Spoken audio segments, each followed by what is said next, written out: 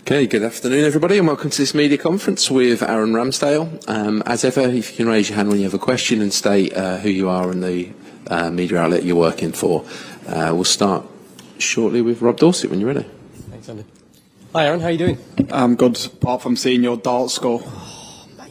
Don't you bring it up as well, please. I've been battered by... Listen, Maddison only scored 4 with his first 2 darts. Wow. Yeah, there we are. Yeah, thanks for that. We're live on Sky Sports News now as well, so you've done me again. Listen, congratulations on the call-up. This is your first World Cup. How special does it feel? It's hard to put into words, really. Especially with it being a World Cup at this time of the year. It's all sort of been thrust upon us, like, quickly. Obviously, the last game of the Premier League and then straight into this, but... yeah, I think once that first game gets kicked off on Sunday, I believe it'll be mega. Tell me about the Heat Shack. We've seen the tent on the side of the pitch, and I think you guys have nicknamed it the Heat Shack. Is that right? Is that right? Okay. Yeah, that's more for the players. Thank you. The outfield players, I guess. Yeah. So we've been over there a couple of times, but it's just nice for a bit of shade, and it's obviously got the sort of drier air type thing to cool you down, which is great. And you know, the guys have got a lot of stuff, sort of ice packs, ice vests, which we can use when we're resting. So it's just something which can hopefully give us the added boost. Has it surprised you how hot it is, and could that be a factor? No, I knew it was going to be hot. Obviously, been to Dubai on numerous occasions for football or on holiday, so I knew it was going to be hot, but I think adapting to it quick will be the difficult thing. Obviously, for us, it's normally going into Christmas, dark nights and dark mornings. So, how quickly we can adapt to the weather is crucial for us. I wanted to ask you about the competition for places, because you've been in extraordinary form for Arsenal this season. 7 clean sheets, I reckon, in the Premier League already, and yet Jordan Pickford is squad number 1, and he's been there for the last 2 major tournaments. So how do you see that competition, particularly amongst the goalkeepers? Fair. I see it as it is. Obviously, squad numbers are squad numbers. He's done extremely well for England, and he's been in fine form for Everton as well. And so is Nick. It's not just me who's racking up the clean sheets. Popey is as well. So. You know, we've got a great bond between the goalkeeping group, especially, and Marge looks after it really well.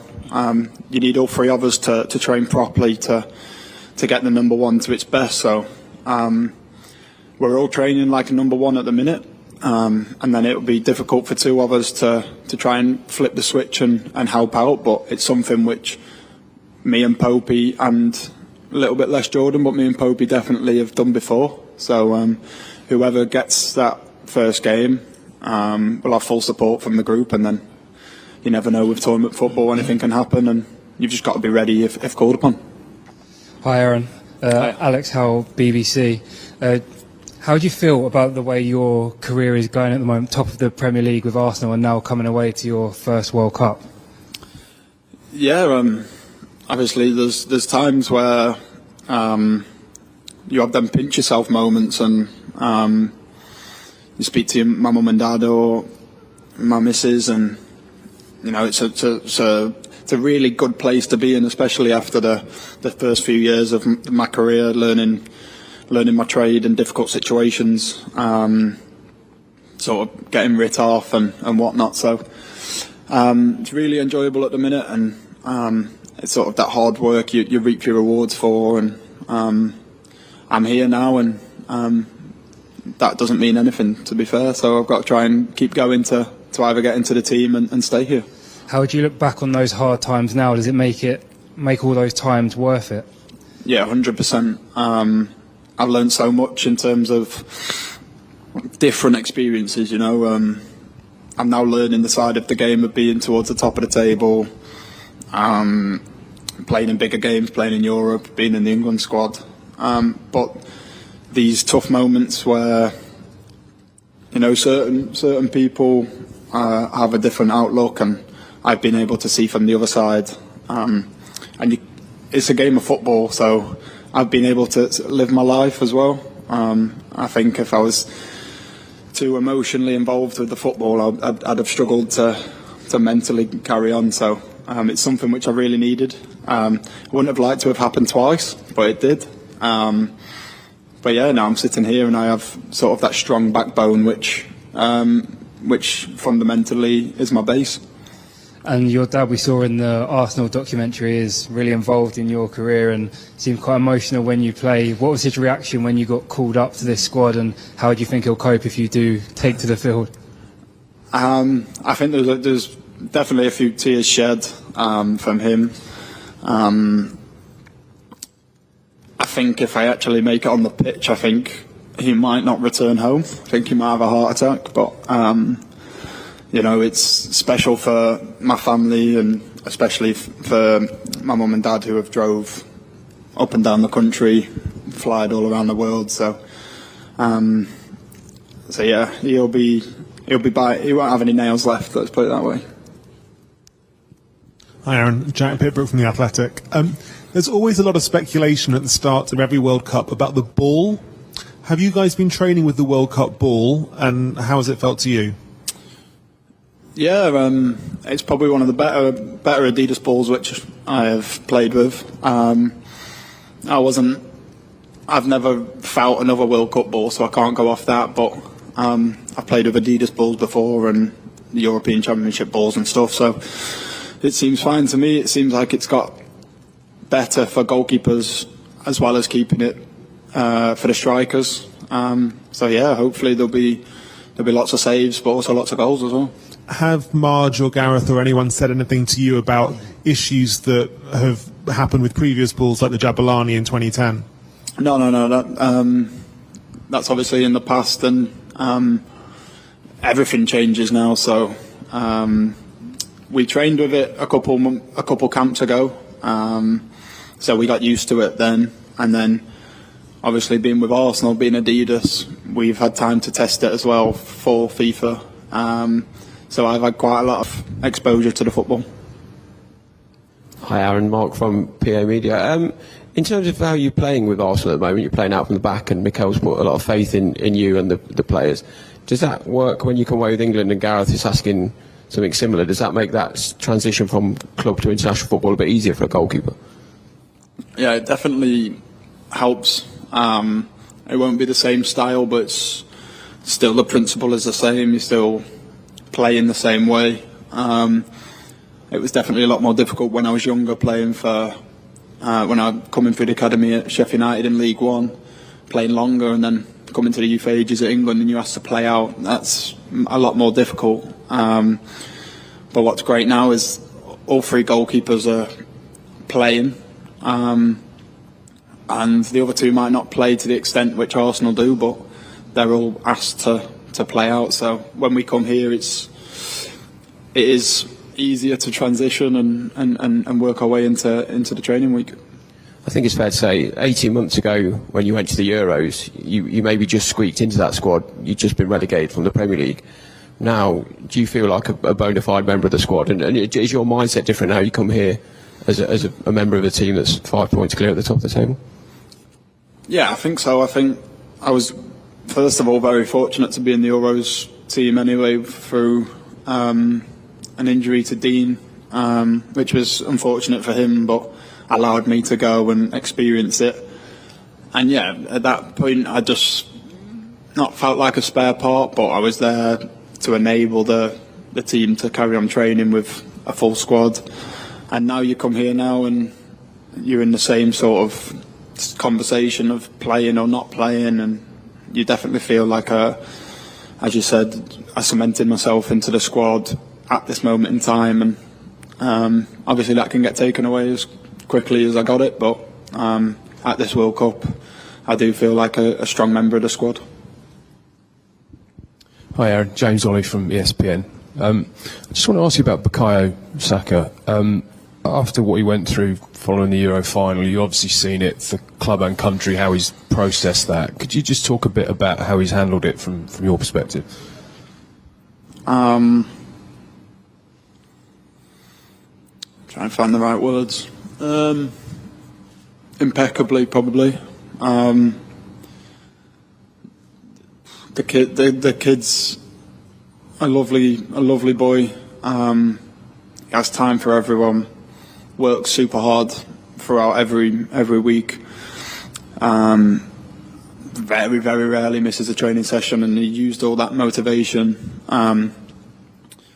of criticism, but also more so the love which everyone gave him an extra boost. And don't forget, he had sort of the pressure of the whole football club on him last year.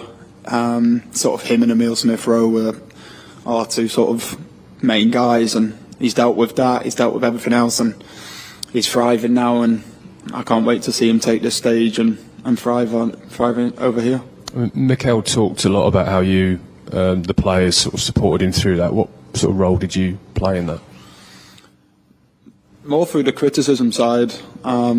It's probably the first time he received it. Obviously, as we touched on, I got relegated, and signing for Arsenal was a difficult period. So I was able to sort of talk him through that, and also when we missed out on the top four, and he felt like it was all his fault because he couldn't provide for us. I was just able to help him reflect that the season before they finished 8th. This season we finished 5th, and if we go another step again, we'll be in the top four. So it's that perspective of it's a game of football, and there's a lot more to it. It's obviously an awful thing for him to go through, but do you feel he's a stronger character sort of for it? Yeah, absolutely. There's no doubt about that. Off the pitch and on it, he's more a complete person. And just on a completely different topic, we're asking a few goalkeepers about how they got into it, growing up. Did you always want to be a goalkeeper, or did it choose you, or did you choose it? No, I wanted to get as much mud on my clothes as possible, so goalkeeping was that the way forward for me. And yeah, I played in goal, played outfield for school and stuff, and enjoyed it with my friends. But yeah, from 6-7, I was a goalkeeper. Thanks very much. Thank you. Hello. Hiya. How are you? You were talking about the tough times and coming up through the leagues, yourself and Ben White now in an England World Cup squad. Can you talk us through those early moments of your career and sitting down and watching telly together, and what it means now to be in a World Cup squad? A lot of people have heard this story, but the details, please. I was just an 18-year-old kid who moved to Bournemouth on my own. His family are from around there, and luckily one of my friends from Bournemouth at the time went on loan to Newport with him. We became really close and spent Saturday nights out partying and Sunday afternoons watching movies at my flat in Bournemouth. So it started like that, and we went to sort of the same league at the same time, played against each other, and it's just one of them crazy things. You kind of feel like you'll lose touch with them people. You've only probably been with him for 3 years, and then I move, and he's at Brighton, and then somehow you're in the England squad together at the Euros. You then sign for the club at the same time, and then you're here. It's special, and it's special to have that person which every single day I can pick up on his feelings, he pick up on mine. So if we're down or you need space, whatever, it's that one person who you're closest to. What are the odds on that? Yeah, very, very slim. Probably less slim than Mason and Declan, but I reckon we're up there. Bromance off. Bromance off, yeah. And can you describe what's happening in that hotel? I've been told it's lots of outdoor spaces. Despite the heat, that's all. Can you explain to us what it's like? Because we can't get in there. Security is a bit tight. No, it's lovely what the FA and the team behind the team have done for us. We've got a basketball net up which gets played a lot. There's big screens around for movies or I'm a Celeb and things like this if the lads are up at that time. Big tents where all the massages are, so there's a real good sort of like a little village almost inside the walls. We're having so much fun already, and it's just great that, as I said, the team behind the team have done so well for us, and it's really keeping us at home. Fine touches of photos and things in our rooms, our family. So it means the world, yeah. Inflatables out already? They were out today. So the pool at the hotel's not as big as the one here. So the unicorns, I'm pretty sure I've seen Bukayo on it again in Declan. So there might be some pictures of them coming out. Scooped you, FA. And I want to talk about a bit of football. Who do you think's the toughest player you've ever faced? Oh.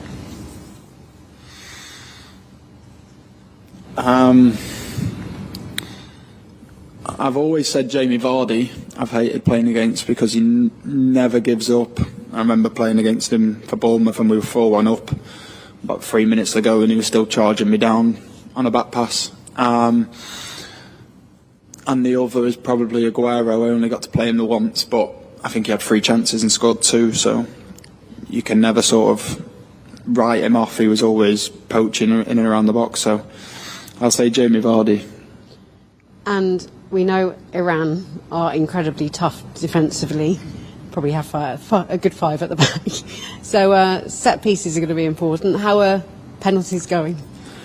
We haven't done any with goalkeepers at the minute.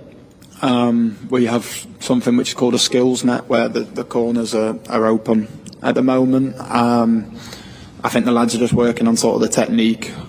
I think it can become detrimental if they're taking them against goalkeepers because we then start to know where they're going and we can start to gamble a little bit, especially when we don't want to get scored on all the time. So the later rounds, I think we'll start seeing them introduced into more pressurised ones with the goalkeepers. He's giving Harry the run for the money in terms of goal scoring abilities because I know there's a fear of being too reliant on him, but you're up against that whole strike force in England. How powerful are they?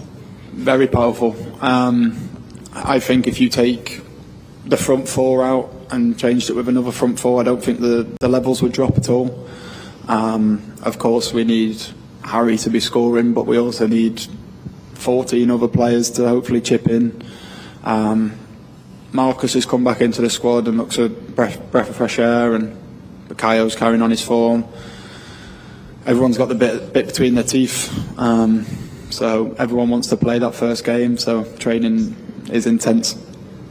Thank you very much. Thank you. Take a few over here now. Jerry? Hi Aaron, Jerry Cox from Haters TV.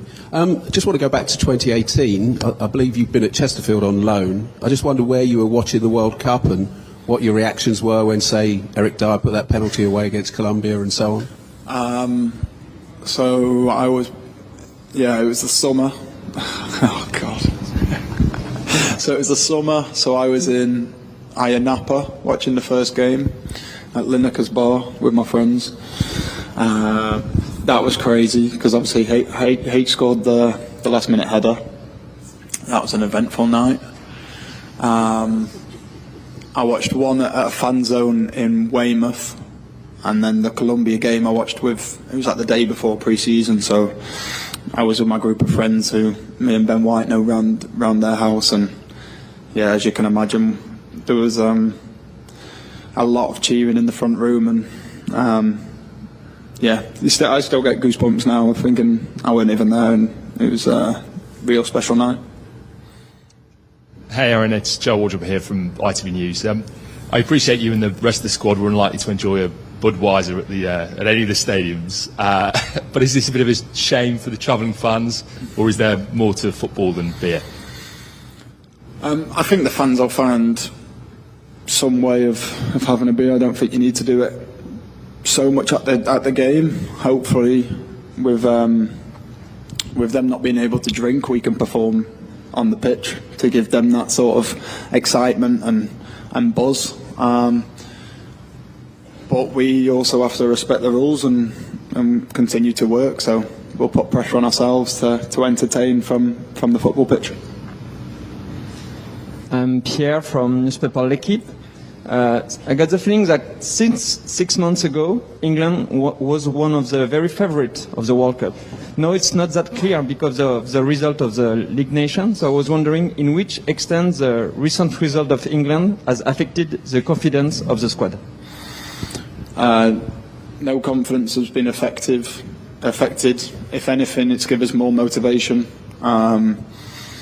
You talk about teams coming to the World Cup for the first time in a long time, or added motivation for them to play England, but we've got added motivation to turn our form around and put them results behind us. So we're going into this with full of confidence, knowing how good we are.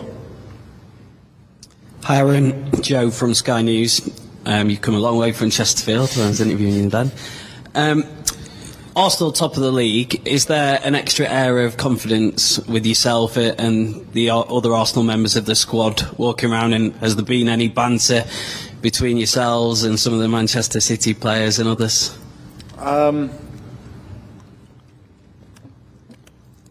It's obviously a lovely position that we sit in, and I think our confidence is just high because of obviously what's happened so far and where we are right now. The banter has mostly come from Connor, Cody and Trent.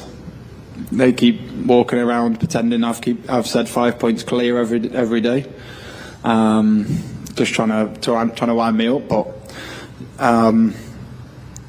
it is healthy at the minute, but no one's really thinking too much about it. Obviously, we're all training really hard, and I think the Premier League side of it's been put on the back burner, as you can imagine. But the conversations about Premier League have died off, which I didn't think would happen as soon. But that's obviously good for the group that we're focusing on a run so quickly.